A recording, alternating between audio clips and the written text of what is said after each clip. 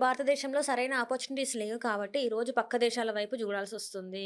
ఇప్పుడు కెనడా 100%. లాంటి ప్లేసెస్‌కి, ఆస్ట్రేలియా లాంటి ప్లేసెస్‌కి, అమెరికా లాంటి ప్లేసెస్‌కెళ్ళి ఇప్పుడు చూసుకుంటే అమెరికాలో భారతీయులెళ్ళాలంటే ఎంత అంటే ట్రంప్ చేంజ్ చేసే వాటికి మనం చాలా వరకు భయపడాల్సొస్తుంది. ఇప్పుడు కాదు ఇంక ఈ 2 హ్మ్. ఇయర్స్ ఆపేసి నెక్స్ట్ 2 ఇయర్స్‌లో మనం వెళ్ళడానికి ట్రై చేద్దాం. ఇప్పుడైతే వద్దు అన్న అంత భయాందోళనకు గురి చేసిండు ట్రంప్. అది కరెక్ట్. మరి ఇక్కడ మనకట్లాంటివుంటే ఎందుకు పక్క దేశాల వైపు వెళ్తాం మనం? బాధ అందుకే కదండీ ప్రభుత్వం మెల్లగా మారుస్తుంది.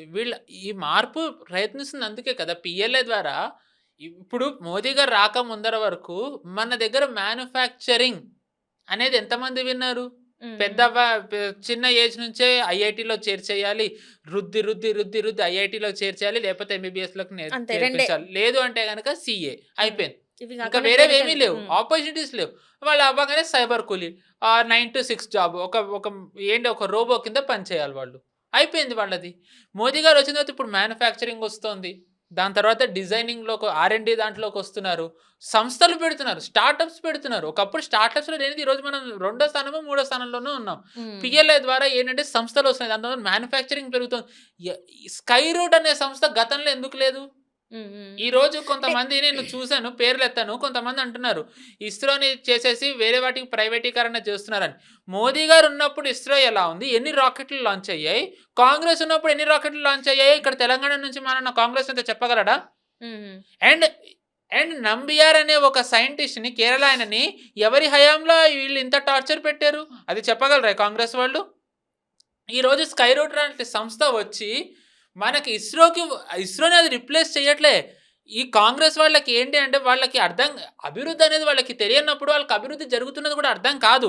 అంటే చాలా వరకు ఎంప్లాయీస్ రిజైన్ చేసేసి బయటికెళ్ళేసరికి ఎక్కడో ఇదే మళ్ళీ ప్రైవేట్ సెక్టార్‌లోకి ప్రైవేటీకరణ అయిపోతుంది. ఇక్కడ నుంచెల్లి గవర్నమెంట్‌లో ఏదైతే ఉందో అవన్నీ కూడా ప్రైవేట్‌కే ఎళ్ళిపోతున్నాయి. ఇదంతా కూడా మళ్ళీ ఇంకొక సంక్షోభానికి దారితీస్తుంది అన్నట్టు చూపెడుతున్నారు. మీరు అది చూసి అన్‌ఎంప్లాయ్‌మెంట్ రేట్ ఈరోజు మన దేశంలో ఆల్ టైమ్ లోలో ఉందండి. హ్మ్. అవును. అన్‌ఎంప్లాయ్‌మెంట్ రేట్ నేను ఇప్పుడు అడుగుతున్నాను. కాంగ్రెస్ వాళ్ళ హయాంలో ఎల్ఐసి ప్రాఫిట్‌లో ఉందా? అబ్బా! కాంగ్రెస్ వాళ్ళ హయాంలో డీఆర్‌డీఏ ఎన్ని ఇన్వెన్షన్స్ ఈరోజు చూసుకుంటే డీఆర్‌డీఓ చేస్తున్న ఇన్వెన్షన్ వారానికొకటొస్తోంది. కాంగ్రెస్ హయాంలో ఎన్ని ఇన్వెన్షన్‌లొచ్చాయి? క డిఆర్ క డిఫెన్స్ కంపెనీస్ ఎన్నొచ్చాయి? అంతా ప్రైవేట్‌ది ప్రైవేటీకరణ చేసేస్తున్నారనే వీళ్ళు బోఫోర్స్ స్కామ్ ఏంటి? అగస్టా వెస్ట్‌ల్యాండ్ స్కామ్‌లేంటండి? అంటే హ్మ్. ప్రైవేటు మరి మీకొద్దు అన్నప్పుడు మీరు అవి కూడా డిఫెన్స్‌వి ఆహ్, స్ విదేశీ కంపెనీలతో స్కామ్‌లెలా వచ్చాయి? హ్మ్. హ్మ్. స్కాములు చేయడానికి వీళ్ళకి మాత్రం విదేశీ సంస్థలు కావాలి. అభివృద్ధి చేయడానికి మాత్రం వీళ్ళకొద్దంటారు. హ్మ్. అంటే ఇప్పుడేమైపోయిందంటే, ఈ ప్రభుత్వ ఇవన్నీ కూడా ప్రభుత్వం నుంచెల్లి దూరం అయిపోయేసరికి, ఇప్పుడు విద్య, వైద్యం గూడా ప్రభుత్వం నుంచెల్లి దూరం అయిపోతే, సామాన్యుల పరిస్థితి ప్రైవేట్‌లో ఇంత చేయలేం గదా! ఇప్పుడు ఈ ఆయుష్మాన్ యోజన అనేది ప్రధానమంత్రి గారు తెచ్చారండి. హ్మ్. దాని ద్వారా ఎంతమందికి ఈరోజు ఒక హెల్త్ బెనిఫిట్స్ ఒస్తున్నాయి? హ్మ్. ఈరోజు విదేశాల నుంచి ఇక్కడికొస్తున్నారు. కాంగ్రెస్‌కి ఏంటంటే పచ్చ కామెర్ల వాడికి లోకమంతా పచ్చగానే కనిపిస్తుందని అభివృద్ధి అనేది కాంగ్రెస్‌కి కనిపియదు. మనం హ్మ్. అది ఎక్స్‌పెక్ట్ చేయకూడదు కాంగ్రెస్ నుంచి. హ్మ్. హ్మ్. చెంపలేసుకోవాలి ఎవరైనా కాంగ్రెస్ నుంచి అభివృద్ధి ఎక్స్‌పెక్ట్ చేసినట్టయితే. సో, తప్పంటారా? పాపం అది. గంగలో ఎళ్లి మునగాలి. మళ్ళీ పుష్కరాల వరకు మనం బతకం. నెక్స్ట్ వచ్చేవేవైతే ఉంటాయో, సో, మనం ఎప్పుడు వీలైతే అప్పుడు గంగలోకెళ్ళి గంగమ్మ క్షమించు కాంగ్రెస్ నుంచి నేను అభివృద్ధి ఆశించాను. ఆ ఊహ కూడా నాకొచ్చింది క్షమించమ్మా అని అన్నారు. కాంగ్రెస్ హయాంలో అసలు 50 సంవత్సరాలలో ఎట్లాంటి అభివృద్ధి జరగలే అంటారా? అసలు కాంగ్రెస్ దేశానికి హయాంలోనే అభివృద్ధి జరిగి ఉన్నట్టయితే, స్వాతంత్రం వచ్చే టైంకి మనకి సో కాల్డ్ స్వాతంత్రం 1947లో వచ్చే టైంకి, మనకు వచ్చిన టైంలోనే చైనాకొచ్చింది, ఇజ్రాయెల్‌కొచ్చింది, సౌత్ కొరియాకొచ్చింది. హ్మ్. అవును గదా! అవును. మనకంటే 20 ఏళ్ల తర్వాత వియత్నాంకొచ్చింది. హ్మ్. తర్వాత సింగపూర్‌కొచ్చింది. ఈరోజు ఈ దేశాలన్నీ ఎక్కడున్నాయి? మనం ఎక్కడున్నాం? మనమే ఇంకా ఎక్కడున్నామండి? కిందెక్కడ కాంగ్రెసే చేసున్నట్టయితే మనం మన డెంగ్ జాఓపింగ్ 70స్‌లో రిఫార్మ్స్ మొదలుపెట్టారు. అప్పటి వరకు చైనా మనకంటే వెనక్కున్నది. తర్వాత అవును. మెల్లగా చైనా మనకంటే ముందరికెళ్ళిపోయింది. ఇప్పుడు ఆ! అసలు చైనా వైపు అందరి చూపుంది. ఆ! మనం కాంగ్రెసే గనక చేసి ఉన్నట్టయితే ప్రపంచం మన వైపు చూడాలి కానీ, మనం ఎందుకు అందరి వైపు చూస్తున్నాం? కాంగ్రెస్ చేసిందా? చెప్పండి హ్మ్. కాంగ్రెస్ ఏం అభివృద్ధి చేసింది? ఇజ్రాయెల్‌కి 1945 ఆ దేశం ఇంత దేశం ఏర్పాటు జరిగింది. ఈరోజు ఇజ్రాయెల్ ఎలాంటివి చేస్తుందో మనకి తెలుసు. హాంకాంగ్ గురించి మనం మాట్లాడక్కర్లేదు. ఎంత అభివృద్ధి తైవాన్ అయిపోయింది. గురించి మనం మాట్లాడక్కర్లేదు. సింగపూర్ గురించి మనం మాట్లాడక్కర్లేదు. ఇవన్నీ అభివృద్ధి ఇదే స్పాన్‌లో జరిగినప్పుడు కాంగ్రెస్ ఎందుకు చేయలేకపోయింది? మనం అప్పుడు మనం ఇది స్వాతంత్రం వచ్చేయడానికి 6థ్ లార్జెస్ట్ ఎకానమీ. ఎందుకు చేయలేకపోయింది కాంగ్రెస్? చిత్తశుద్ధి, దేశభక్తి ఈ 2 ఉంటాయి. హ్మ్. అవి 2 లేని వాళ్ళకి ఏముంటుంది? అంటే కాంగ్రెస్‌కేంటంటే పాకిస్తాన్‌కి డబ్బు ఇవ్వాలన్న ప్రేమ ఉంటుంది. మన హ్మ్. దేశంలో ఉన్న వాళ్ళకి అభివృద్ధి జరగాలనేది ఉండదు. హ్మ్. హైవేస్ ఎన్నేసింది కాంగ్రెస్? ఐ థింక్ మనం ఎర్లీ 2000s 1980s సినిమాలు చూసినట్టయితే కాంగ్రెస్ అభివృద్ధి ఎంతుందో చాలా అద్భుతంగా మనకు తెలుస్తుంది. సిన్ ఇవి చూపించారు కదా! రైట్. పవర్ కట్‌లు. పవర్ కట్‌లు ఎంతెంత ఉండేవండి? ఈరోజు ఇన్ని సంస్థలొస్తున్నాయంటే పవర్ ఎంత కావాలి? రైట్. మరిప్పుడు ఎలా? అప్పుడు మన దేశ భౌగోళికంగా మనం ఏమి ఎక్స్‌పాండ్ అవ్వలే కదా! అప్పుడెంత ఇంకా ఇప్పుడు జనాభా సంఖ్య పెరిగింది ఇల్లీగల్స్ రావడంతో కాంగ్రెస్ పుణ్యమని.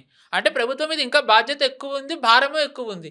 కానీ పవర్ కట్ తగ్గింది కాంగ్రెస్ ఉన్నప్పటి దానికంటే. కంపెనీలు ఇంకా ఎక్కువొస్తూ ఉంటాయి. ఎలా జనరేట్ చేయగలుగుతున్నారు? చిత్తశుద్ధి. సో, చిత్తశుద్ధి, దేశభక్తి అనేవేంటి అంటే మనం కాంగ్రెస్ నుంచి ఎక్స్‌పెక్ట్ చేయలేం. పాకిస్తాన్ నుంచి డెమోక్రసీ ఎక్స్‌పెక్ట్ చేయడం ఎంత కామెడీనో, కాంగ్రెస్ నుంచి చిత్తశుద్ధి, దేశభక్తి ఎక్స్‌పెక్ట్ చేయడం కూడా అంతే కామెడీ. అంటే వన్ లాస్ట్ క్వెషన్ ఇక్కడ ఏదైతే మీరు డెమోక్రసీ గురించి మన మన దేశం కూడా డెమోక్రసీ అని మాట్లాడతాం. కానీ ఆ డెమోక్రసీ అనేది లేదు అని చెప్పేసి నిన్న ఏదైతే ప్రొటెస్ట్ చేస్తున్న విద్యార్థుల నుంచి చాలా వరకు వినిపించింది. ఎందుకు ఇట్లా చేస్తున్నారు? మాకు మాట్లాడే వాక్ హక్కు ఉంది. వాక్ స్వేచ్ఛ ఉంది. మీరెందుకు ఇట్లా అడ్డుపడుతున్నారు? మమ్మల్ని ఎందుకు కొడుతున్నారు? మీ ఇంట్లో పిల్లల్ని మీరు ఇట్లనే కొడతారా? అని చెప్పేసి ఒక వీడియో భారత్ తెరే టుకుడే హోంగే ఇన్‌షాఅల్లా అని చెప్పి అనే విద్యార్థులను ఎంతమందిని అరెస్ట్ చేశారండి ఈరోజు? భారత్ తెరే టుకుడే హోంగే ఇన్‌షాఅల్లా అనే వాళ్ళని ఎంతమందిని అరెస్ట్ చేశారు? బస్ నామ్ రహేగా అల్లాహ్ అని పాటలు పాడే వాళ్ళని ఎంతమందిని అరెస్ట్ చేశారు? ఎవరైతే నీట్ యాస్పిరెంట్స్ వాళ్ళు పాస్ అయ్యారో వాళ్ళ అమ్మలు, అక్కలు, చెల్లెళ్ళు మోదీ గారితో పడుకున్నారన్న వాళ్ళని అరెస్ట్ చేశారా? హ్మ్.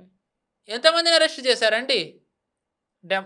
నిజంగా మోదీ గారే గనుక డిక్టేటర్ అయినట్టుంటే రాహుల్ గాంధీ ఈరోజు బయట తిరుగుతూ ఉంటారా? హ్మ్. హ్మ్. రాహుల్ గాంధీ బయట తిరుగుతూ ఉంటారా? వీళ్ళు ఎమర్జెన్సీ సరే కాసేపు అనుకుందాం ఇది ఎమర్జెన్సీ అని. ఎమర్జెన్సీ కాలమనే అనుకుందాం. ఒకవేళ ఎమర్జెన్సీ కాలమే అయినట్టయితే ఎమర్జెన్సీని ఈరోజు కాంగ్రెస్ సమర్థిస్తుంది కాన్స్టిట్యూషన్‌లో ఉంది అని. రైట్. కాన్స్టిట్యూషన్‌లో ఉందని మరి కాన్స్టిట్యూషన్‌లో ఉన్నదే మోదీ గారు చేస్తున్నారు. ప్రాబ్లమ్ ఏంటి? అంటే మీరు ఎమర్జెన్సీ పెట్టొచ్చు. బీజేపీ పెట్టకూడదా? ఏంటది? హిపోక్రసీనా? ఏంటి? బేసికల్లీ మీరు నిన్నటిది ఒక్కసారి ఇమాజిన్ చేయండి సినారియో. రాహుల్ గాంధీ పుట్టినప్పటి నుంచి ఒక ప్రిన్స్. 'అలవైకుంఠపురంలో' సుశాంత్ గురించి యాక్ట్రెస్ ఐ థింక్ టబు అనుకుంటా. వాడు పుట్టడంతోనే ప్రిన్స్ అన్నట్టుగా. ఎవరు ఇందిరాగాంధీ ఉన్నప్పుడు పెద్ద పెద్ద ఇళ్లలో తిరిగారు. రాజీవ్ గాంధీ ఉన్నప్పుడు తిరిగారు. సరే దాని తర్వాత కొంచెం క్రైసిస్ వచ్చినా మొత్తం కంట్రోల్ వీళ్ళ చేతుల్లోనే ఉండేది. సరే మన్మోహన్ సింగ్ ఉన్నప్పుడైతే ఇంకా గ్లోరిఫై. వాళ్ళకి ఇంకా చెప్పాలంటే అప్పుడు ఇంకా హ్యాపీ. ఎవరొచ్చినా వీళ్ళనే కలిసేవాడు. హ్మ్. సో, ఏంటంటే వీళ్ళకి యాక్సెస్ లేనిదంటూ ఏమీ లేదు. ఏం జరగాలన్నా వీళ్ళదే ఉండాలి. అంత ఉంది కాబట్టి రాహుల్ గాంధీ జైష్ కంటే హిందూ టెర్రరిజమే డేంజర్ అని చెప్పన్నారు. హ్మ్. హ్మ్. సో, అలాంటి రాహుల్ గాంధీ నిన్న ప్రధాని ఇంటి ముందు కూర్చోవాల్సొచ్చింది. రైట్. అంటే అంత ప్రిన్స్‌గా వీళ్ళు చూసి తిప్పిన రాహుల్ గాంధీ రోజు ఆ ప్రధానమంత్రి ఇంటిలోకి వెళ్ళలేకుండా, ఆ ఇంటి ఎదురుగుండా రోడ్డు మీద కూర్చోవాల్సొచ్చింది. హ్మ్. హ్మ్. జస్ట్ ఇమాజిన్ కాంగ్రెస్ ఎక్కడి నుంచి ఎక్కడికొచ్చిందో. రైట్. సో, ఏంటంటే వీళ్ళకి అది జీర్ణించుకోలేకపోతున్నారు. ఏంటంటే ఈరోజు అభివృద్ధి ఎలా జరుగుతుంది దేశంలో? జరగకూడదు కదా! గరీబీ హటావ్, గరీబీ హటావ్. ఇందిరాగాంధీ నినాదం గరీబీ హటావ్. రాజీవ్ గాంధీ నినాదం ఏంటి? గరీబీ హటావ్. మన్మోహన్ సింగ్ గరీబీ హటావ్. మన్మోహన్ సింగ్ ఒకసారి నా డబ్బులేమన్నా చెట్లకు కాస్తాయా?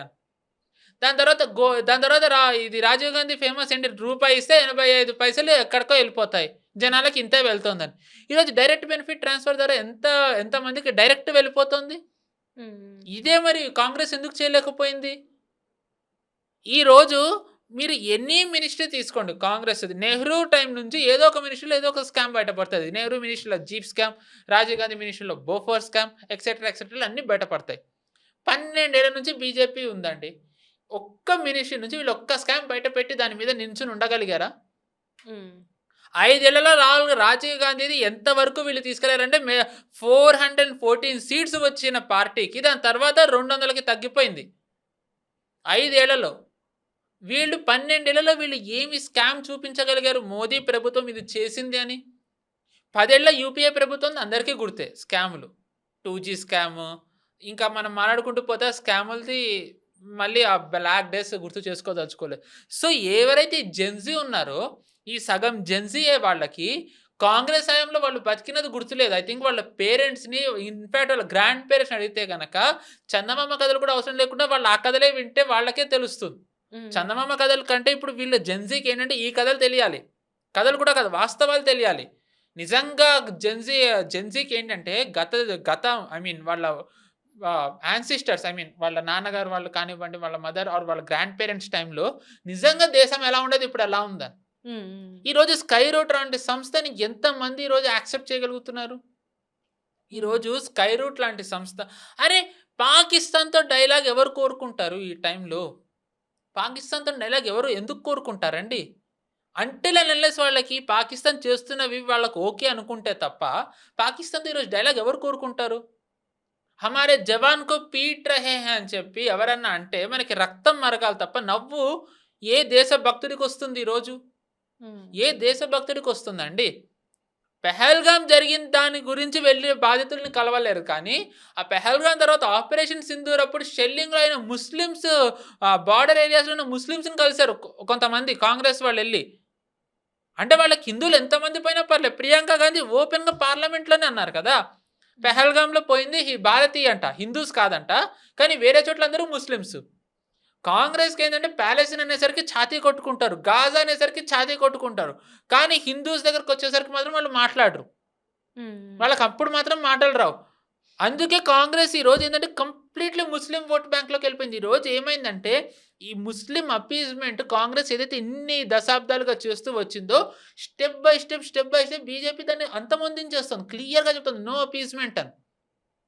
వక్ఫ్ కాంగ్రెస్ 14 ముందర ఏవేవి రాసింది సెంటర్‌లో ఇది పార్లమెంటు వక్ఫ్‌దంట.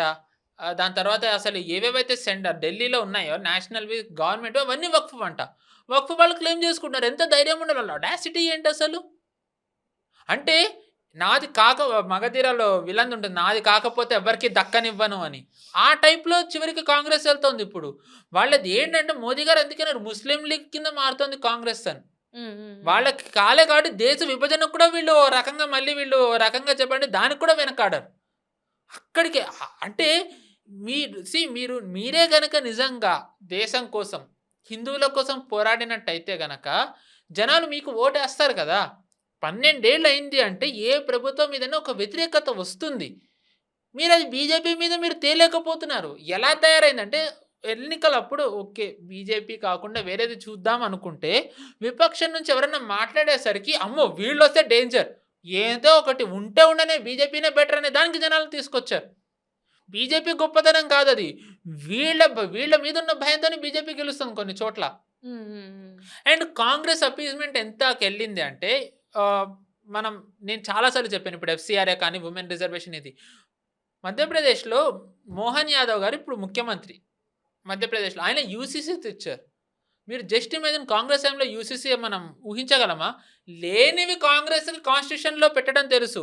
లేనిది సెక్యులరిజం యాడ్ చేయడం తెలుసు. లేని సోషలిజం యాడ్ చేయడం తెలుసు. కానీ ఉన్న యూసీసీని కాంగ్రెస్‌కి యాడ్ చేయడం తెలియలేదు. హ్మ్. హ్మ్. ఇంప్లిమెంట్ చేయడం. ఈరోజు మోహన్ యాదవ్ గారు మాట్లాడుతూ అదే అన్నారు. నో మోర్ అపీస్‌మెంట్ ముస్లిం అపీస్‌మెంట్ అని అన్నారు. ఒక కాంగ్రెస్ నేత నుంచి మనం ఇది ఊహించగలమా? కాంగ్రెస్ అయితే ముసల్మాన్ కే లియే కాంగ్రెస్ అనేవి మనం వినగలం కానీ, మనం ఊహించగలమా అసలు? హ్మ్. అండ్ ఏ కాంగ్రెస్ అయితే ఇప్పుడు ఈ నీట్ కోసం గుండె వీళ్ళకి ఇంత ఇలా అవుతోందో ధర్నా మీరేదైతే డెమోక్రసీ అన్నారో, హ్మ్. సతీశన్ కేరళ ముఖ్యమంత్రి ముఖ్యమంత్రి. మొన్నటికి మొన్న ఎస్ఎఫ్ఐ స్టూడెంట్స్ మీద వాటర్ కెనాన్ వాడారు. అవును. రైతులు ధర్నాలు చేస్తున్నారు కర్ణాటకలో. సిద్దారామయ్య నియోజకవర్గంలో ఏఐసిటీ అనో ఏదో అని చెప్పి భూమి తీసుకుంటుంటే దానికి వ్యతిరేకంగా రైతులు పోరాడితే లాఠీ చార్జ్ చేస్తే రైతులు నిజంగా కళ్ళు తిరిగి పడిపోయారు. అంటే మరి ఏ విద్యార్థులు, ఏ రైతులను వీళ్ళు గౌరవిస్తున్నారు? ఏ హ్మ్. విద్యార్థులు, ఏ రైతుల కోసం వీళ్ళు మాట్లాడుతున్నారు? అండ్ వీళ్ళిద్దరూ వెళ్లి రాహుల్ గాంధీని సమర్థిస్తే అక్కడ కూర్చొని ధర్నా చేయడం హక్కు అని చెప్పి ప్రజాస్వామ్యం అని అంటారు. అరే! కనీసం మీరు మీ రాష్ట్రాల్లో పాటించి మీరు కేంద్రంలో చెప్తే ఓకే. ఎందుకంటే అవన్నీ మీడియా చూపియదు.